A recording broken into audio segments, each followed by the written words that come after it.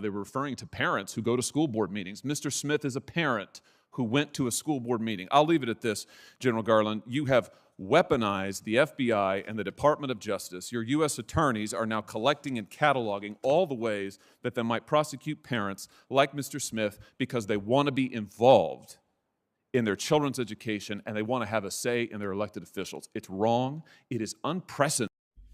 All right, folks, buckle up, because what I'm about to walk you through is one of the most infuriating examples of government overreach that I've seen in a long time.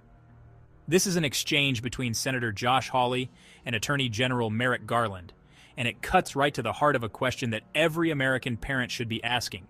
Is the Department of Justice being used to intimidate moms and dads who dare to speak up at their local school board meetings? Senator Hawley. Thank you very much, Mr. Chairman. Attorney General Garland, on October 4th, you issued an unprecedented memo that involves the Department of Justice and the FBI and local school districts, local school boards, nothing like it in our country's history. It was based, you've testified, on this letter from the National School Board Association that we now know the White House was involved in writing. They've retracted the letter. They've apologized for the letter. They say they regret the letter, but you won't retract the memo and said earlier that you have no regrets. And you've defended yourself repeatedly today before this committee by saying, well, you're focused on violence. But now, of course, we've seen the memo from your own Justice Department advising state and local and other prosecutors about all of the different federal causes of action that they can bring against parents that are not about violence, they're about harassment and intimidation. But Hawley didn't let him get away with it. He brought receipts. He pulled out a memo from Garland's own Department of Justice, this one from the United States Attorney's Office in Montana, that lays out no fewer than 13 different federal crimes parents could potentially be prosecuted for. And get this, some of these so-called crimes aren't about violence at all. One of them, making annoying phone calls. I'm not kidding. Hawley read it right there in the hearing. I'm looking here at this memo. It identifies no fewer than 13 possible federal crimes involving harassment and intimidation, including making annoying phone calls.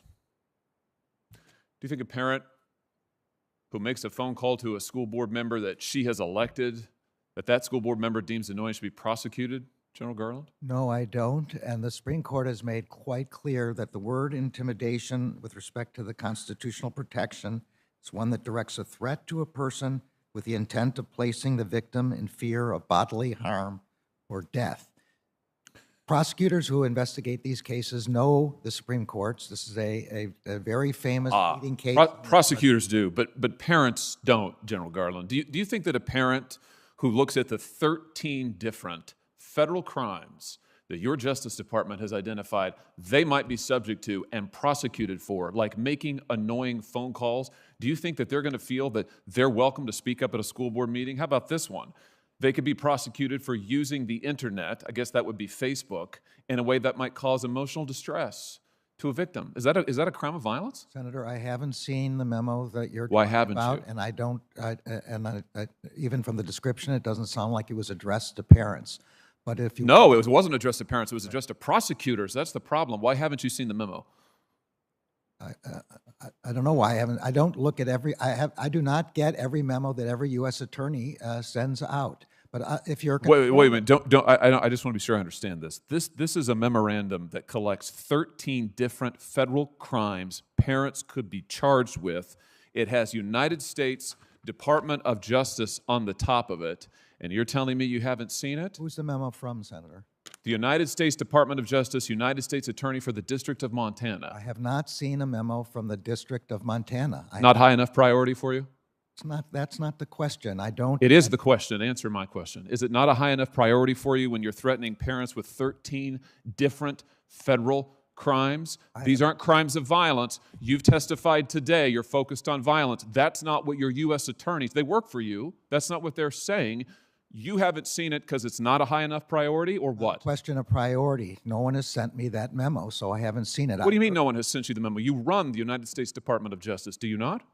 There are 115,000 employees of the Department of Justice. Indeed, and you are in charge of every one of them. And this was a not sufficiently important case that you issued a memo You, over your signature, issued a memo involving the FBI and the Department of Justice in local school boards, local school districts. Your U.S. attorneys are now threatening prosecution with 13 different crimes, but it's not a high enough priority for you. It got lost in the mix.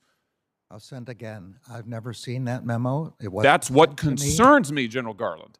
Well, it wasn't sent to me. I hope you will assure your constituents that what we are concerned about here is violence and threats of violence. That only leads me to conclude, General Garland, all I can conclude from this is either that you're not in control of your own department, or that, more likely, what I think to be the case, is that you knew full well that this is exactly the kind of thing that would happen. When you issued your memo, when you involved the Department of Justice and all of its resources, and the FBI and all of its resources in local school boards and local school districts, you knew that federal prosecutors would start collecting crimes that they could use against parents. You knew they would advise state and local officials that these are all of the ways parents might be prosecuted.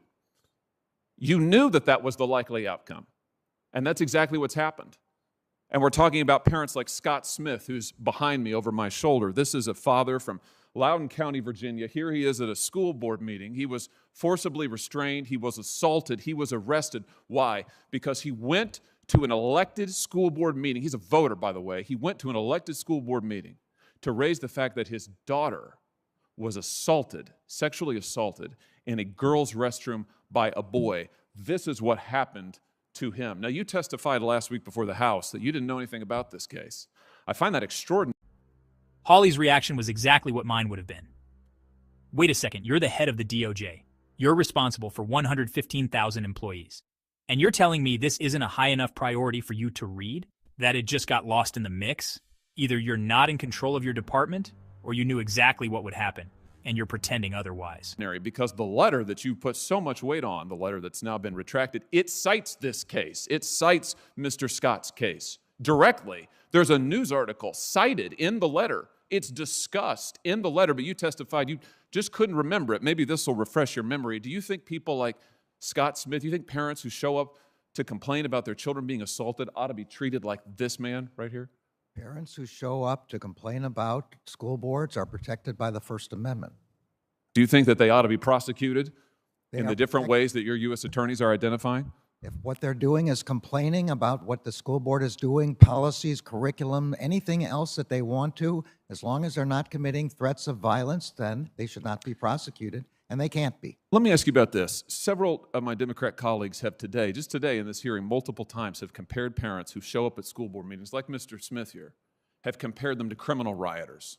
You think that's right? You think that a parent who shows up at a school board meeting, who has a complaint, who wants to voice that complaint, and maybe she doesn't use exactly the right grammar, you think they're akin to criminal rioters? Do you agree with that? I do not, and I do not remember any senator here making that comparison. Oh, really? These people are just like the folks who came here on January 6th and in the riot at the Capitol? I don't think they were referring to the picture that you're showing there. Well, I certainly would hope not, but they were referring to parents who go to school board meetings. Mr. Smith is a parent who went to a school board meeting. I'll leave it at this, General Garland. You have weaponized the FBI and the Department of Justice. Your U.S. attorneys are now collecting and cataloging all the ways that they might prosecute parents like Mr. Smith because they want to be involved in their children's education and they want to have a say in their elected officials. It's wrong. It is unprecedented, to my knowledge, in the history of this country, and I call on you to resign. Thank you, Mr. Chairman. Senator Cruz. Hawley said it best. There are only two options. Either Garland is asleep at the wheel, with rogue U.S. attorneys running around threatening parents on their own, or, and this is the more likely scenario, Garland knew full well that his October 4th memo would unleash exactly this kind of overreach. He knew that once the FBI and DOJ were involved, federal prosecutors would start combing through the law books, digging up every possible crime they could threaten parents with. And now we're seeing the consequences. This isn't about stopping violence. Nobody is defending threats or actual violence. This is about silencing dissent. It's about sending a message to parents. If you speak up too loudly at your school board meeting, if you write a Facebook post that hurts someone's feelings, if you make a phone call that annoys an elected official, you could have the full weight of the federal government crashing down on you. And that should terrify every single American, no matter what side of the political spectrum you're on. Because today, it's parents at school board meetings Tomorrow, it could be anyone who dares to question authority. What do you guys think? Do you believe Garland when he says this is just about violence? Or do you think Senator Hawley is right, that this was always meant to intimidate parents? Drop your thoughts in the comments below. And if you found this breakdown helpful, don't forget to hit like, subscribe, and share this video so more people see what's really happening here. Because trust me, folks, if they can do this to parents at a school board meeting, they can do it to anyone.